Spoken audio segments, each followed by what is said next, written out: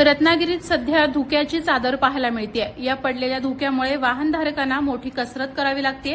त्यामुळे वाहनांचा वेग देखील मंदावलाय। रात्री गरमी, दिवसा कडकडीत ऊन आणि पहाटे गारवा असं वातावरण सध्या रत्नागिरीकरांना अनुभवायला मिळतंय।